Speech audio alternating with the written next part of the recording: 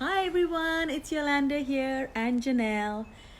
We thought we'd come on here and share some real challenges, and we do understand that lots of parents go through this, especially with teenage kids, when they feel down and they feel like giving up. So we thought we'd come and share because we've had a very interesting morning, didn't we, Janelle? Yeah. So Janelle was had a lot of homework to go through, and she's on an accelerated math program, and she was struggling with going through her work that she needed to complete, and she was beating herself up quite a lot more than I would have than any parent would love their child to beat themselves up. She went into a whole cycle of why she wasn't good enough. She went into a whole story of why things weren't working out for her in general in life, and how everything in her life was falling apart. And I went, wow, this child is going down a spiral. And I felt myself become very anxious, feel really hurt about the way she was feeling, wanting to go in and help her, but just wasn't able to. So nothing, I knew at that point, nothing I could say would bring her up, because that's how she was feeling.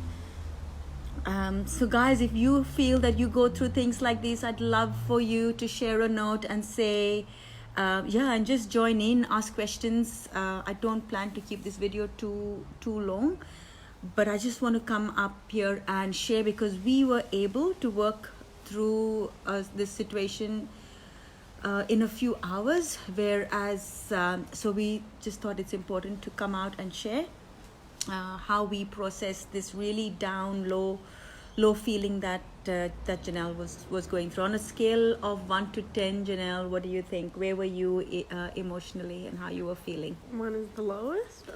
1 is the lowest, 10 being the highest. Probably like a 2 then. A 2, okay. And how do you feel now?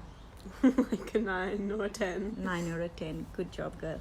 So just a few tips for parents here is watch your anxiety levels, because as we feel anxious, we can put our anxiety onto our kids. It's very easy, and that's exactly what happened to me this morning. Feeling I felt a lot of anxiety come up within me, wanting to rescue her, feeling really bad about how she was feeling, but it was important for me to take myself out of the situation and be able to work on my own, or address my own anxiety by taking a few deep breaths, connecting within myself, and recognizing that in my anxiety I'm not able to support her in the best possible way. So it's about her and me supporting her, and I needed to let my anxiety go. Of course, I do this work on a regular basis, so I do have that advantage, and I do acknowledge that I've got a lot of tools to work through that. However, just even as I say, awareness is key. So becoming aware of your anxiety levels is and recognizing that it's not serving your child in this moment, that you need to support her, is good to is good to acknowledge. So yes, do share, guys, if you've been through something like this. I'd love to hear comments of how you went through this and how things are going, and if there's any way I can support, I'm here.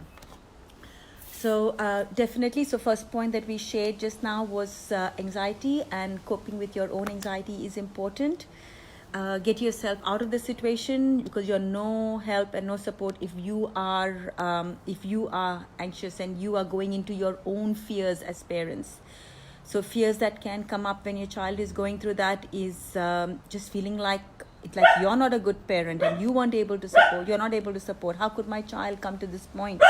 All of these things that we can judge ourselves about. So become aware of those and let those go. They're not going to serve your child when they're feeling down like that. The other important thing is to validate their emotions. Don't tell them that they're wrong or that is not true, how they feel. They can't hear that in that moment. So it's important to validate their emotions. If that's how they're feeling, stay with them. Stay on the same page with them. Be vulnerable. often we try to be tough and tell them what they shouldn't be and how they need to be, and all of that. But no, be on the same page with them, be vulnerable with them. So I shared with Janelle that I feel that way too, and she was surprised. She's like, "Mom, you also feel down?" I said, "You see now, being the way that you are." I said, "Yes, I go through my own downs, and that is what makes me set routines and know how I feel and do things." So I gave her an example of, because I can tend to feel that way, I have routines in the morning where I have my own rituals that I do to keep myself in a high state, and I do those things. That's like general maintenance work for our emotions that are important to do, so that we can stay on a that we can maintain and not go down as much as so we are more on a higher state than on a lower state. And also shared with her how we are part of nature, where we have the moon has cycles. The moon, there's a full moon, there's no moon, there's ebbs and flows, there's high tides and low tides. So why not, we have our own ups and downs as well. What would be the joy of life if we just had a high state? So validating when we feel down, it's okay to feel down. So sharing stories with them of how you deal and how it is part of our human nature to be down and to be up, so we're not, so they don't feel like they can they don't have the need to judge themselves to the ground. Accepting that's how it is, and that's okay to feel down. It's part of being human, and that we can appreciate our high times because of the low times. In the same way, we can appreciate the rain on the sunny days, because it's all important. We wouldn't enjoy those beautiful green lush sunny days like we had today in Melbourne if we didn't have those days of rain. So it's all part of our being and feeling low is just as fine as being and feeling high as well.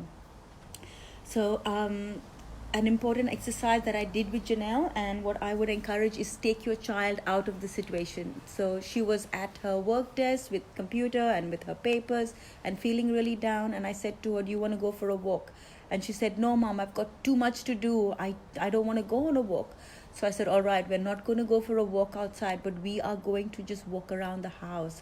Important to take them out of that situation that is bringing them down by changing their environment. Do something unusual.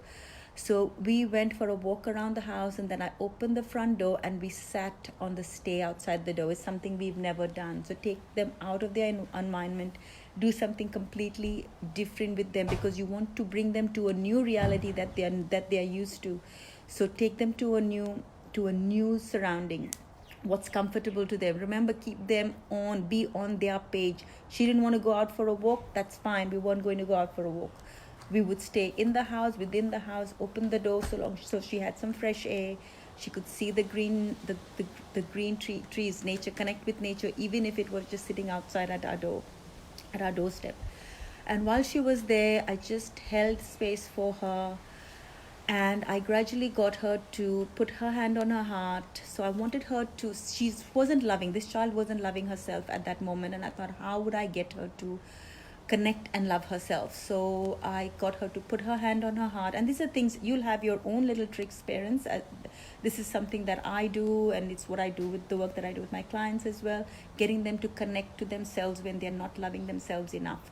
So I got her to put her hand on her heart, and I put my hand on top of her hand, and I just said to her, let's say thank you to your beautiful heart. Whether you know it or not, that beautiful heart of yours is beating. It's even when you're asleep. So we're just going to say thank you to your heart. We're just going to say thank you. We're going to say we appreciate it. And how was that, Janelle, for you? It was like you love yourself in a different way, and you appreciate how things just go by themselves, and you don't need to worry about it and overthink everything. You can just let it be and just love yourself. So feeling your heart, did feeling your heart help that? Yeah, so it helped her disconnect from herself. So it wasn't about her now, it was about her heart, but indirectly she was able to love herself through that. So we put our hands on her heart and we send love into her heart and we said thank you to her heart. And then I said to her, Janelle, now what does your heart want from you to say thank you to it? And what did you come up with, Janelle? Just to love and appreciate myself. So that's what she could hear. She felt that her heart said that she just needed to love and appreciate herself. And that's just what we did. And it allowed for her state to change. It gave her a way of her... Sorry, I'm just trying to say hello. It gave her a change in her circumstance for her state to change. And then we walked back to her computer and we tried a whole different strategy. We went onto a YouTube video. I said, leave that for now, just for a few minutes. And we looked at some YouTube videos about, what was the program you were solving on? Angle of depression. Angle of depression. How do you like that? Angle of depression was causing her depression. Oh. So, yeah, we did a few videos. And as we were working through the exercises, something just sparked in her. And because she was in a different state now, and so breaking the state of which she was, so now she was consciously, she had lifted. So we all are energy beings, and we just need to lift our kids up from the state that they are at, and we can't do it if we drop our state too. So recognizing our energy levels, recognizing what I like to call vibration. So she was on a low vibration. I was able to lift her up, and that gave her a state and a situation to find a solution. And and then what's important for her to do now, and what I said she should do tonight, is do some writing on it. Do some writing on how she feels in this moment and how she wants to feel. So knowing that she will go through this again, like we all do, we all go to ups and downs, but having the tool so we don't need to stay down for too long. So yeah, so that's what I thought I'd come up here and share. This is what really happened with us this morning. And Janelle started off her day at a 2, feeling like a 2 out of 10 in how she was feeling. And now she's feeling at a 9 or a 10. So I just thought I'd come out here. It's important to share real stories. So, and I'd love to hear some tips of how you have worked through this and how you little tips and tricks that you use to share with your kids. So love you and leave you guys. Bye.